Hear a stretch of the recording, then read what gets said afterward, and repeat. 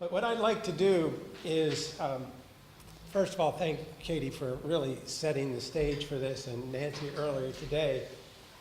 We have worked so closely with each other over the years that we say the same things in the same way oftentimes. But let me just say that for me, it's important to see psychosocial trauma and well-being theory and practice framed within this larger peace-building structure or framework. And you'll note here that there are 10 sections of this peace-building wheel. What's happened is that people are constantly asking, what is peace-building? And of course, then, how does trauma relate to peace-building? Of course, how does education relate to peace-building? How does development relate to peace-building? How does religion and spirituality? How does space, internal, dialogical space, relate to peace-building? So I want to talk about this overarching framework. As one, I want to talk about the importance of psychosocial trauma and well-being within this framework.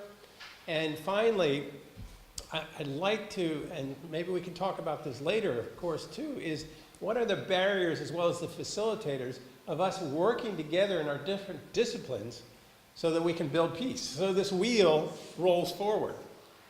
And it's not just doing the trauma, and it's not just doing the development, and it's not just doing the education. It's how these things interface and are integrated with each other. So collectively and in partnerships across the spectrum at all levels, we're working together. A bit of a dream, but I have a few examples, people working towards that. So, in my paper, I have a lot of definitions of peace building, but let me draw from another colleague of ours, Lisa Shirk.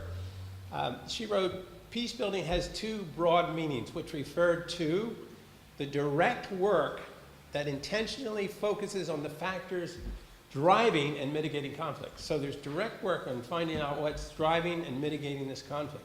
And the efforts to coordinate or set up channels for communication to develop a comprehensive, multi-level, multi-sectorial strategy.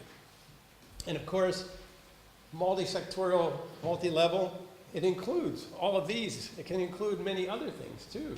Governance, it includes people that are working on reconciliation.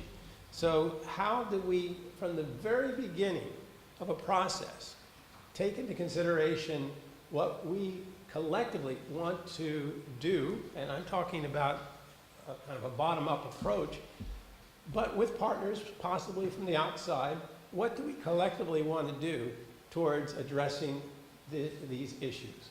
Because the bottom line for me is not about us, it's about what needs to happen on the ground. And on the ground wisdom and on the ground understanding of context and culture and so forth is critical for this to unfold in a constructive way.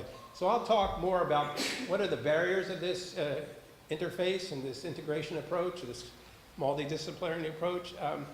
But I also want to be clear about, in this brief time, what peace building is, but also what psychosocial trauma and well-being are. So let me address that issue. If I can scroll down here.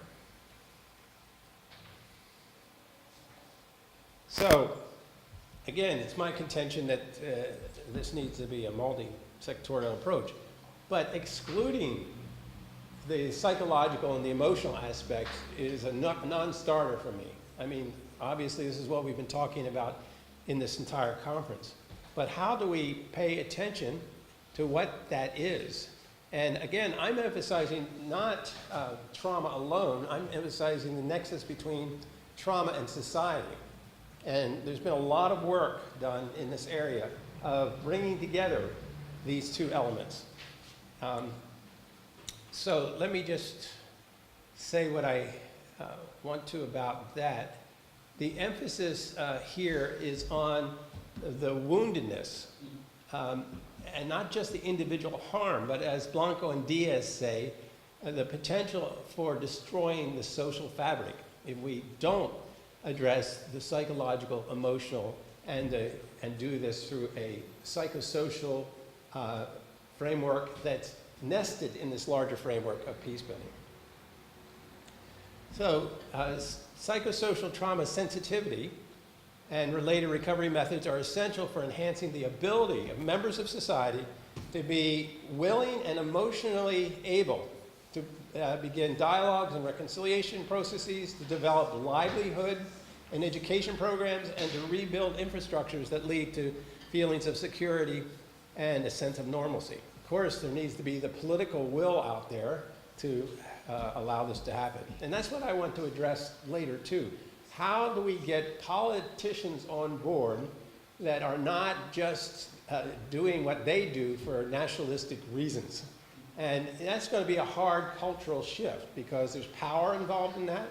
But I think it behooves us in the peace building trauma field to be champions for that, for informing, educating, challenging, encouraging the political actors to get on board. Because what they have now is power.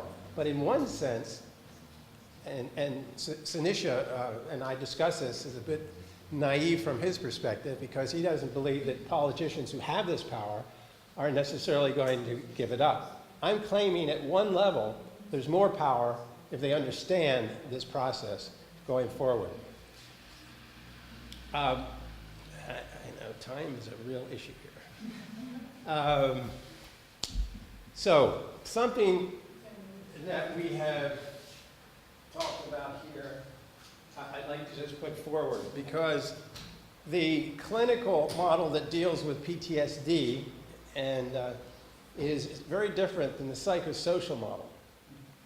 And the psychosocial model, as you can see in Model B, is a more holistic one. This does not negate the clinical framework. Obviously, it's there. And of course, even over here, we're using the potential risk factor, which is really the minority of people experience in these very violent, complex situations. It's the minority versus the majority who experience post-traumatic stress, not the disorder part of that.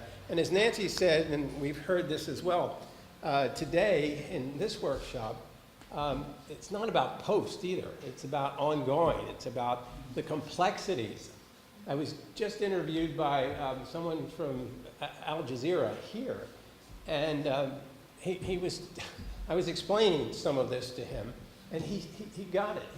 He saw what happened as his father came back from the front lines and what happened in the family, but also what happened to that family in terms of lack of employment, lack of education, and these things that are unfolding, yes, as a result of war, but also as a result of just current circumstances and both politics and outside influences, economic, European Union issues, EU factors that have been playing out here for many years. This particular model is more holistic over here because it takes into consider the social context. And what does the social context involve? It involves just about everything, paying attention to the structures of the social context, the religious actors in the social context, the politics, the economics, the whole range of things.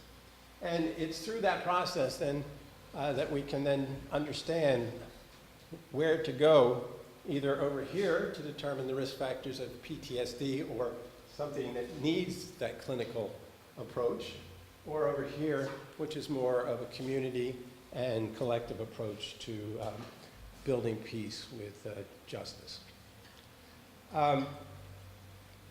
So how is it that we can actually pull together, and these are hard to read, so I'll help you out here.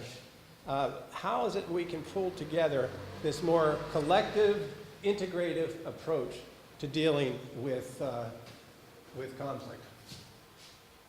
Some of the barriers rest in leadership and vision. There's a narrow set of vision and goals. There's undertaking change without considering a multimodal, multidisciplinary, multi-sectorial approach. Poor coordination, a whole range of things. On the facilitator side, towards a more integrative approach, clear vision of leaders, shared goals, looking at partners and attempting to share not only goals, but approaches, articulation of shared values. For me, the whole issue of values, what underpins, what undergirds the work that we do? I mean, for some of us, it may be a set of religious values. Some, humanitarian values. Some, it may be a range of other values that say this is important work to do. Human rights, whatever it might be.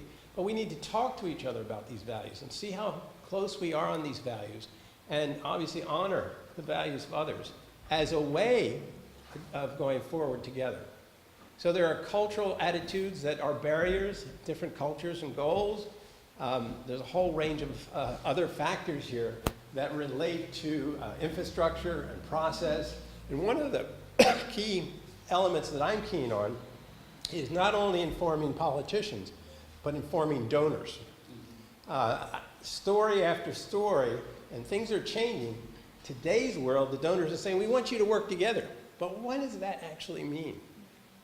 What I have seen, and I was just talking to someone at lunch about a major organization here that does that collective work with its partners, but it doesn't go back to the analytical analysis stage together, collectively moving forward into theories of change, collectively determining what the strategic intervention plan should be, and then going out and using your expertise and skills based on that original partnership and analysis going forward.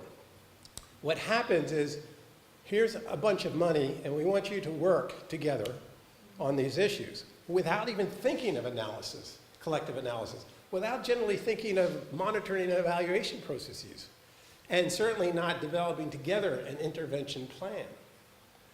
So I want to encourage us to think, whatever fields we're in, if we have a project, who else should be part of that project?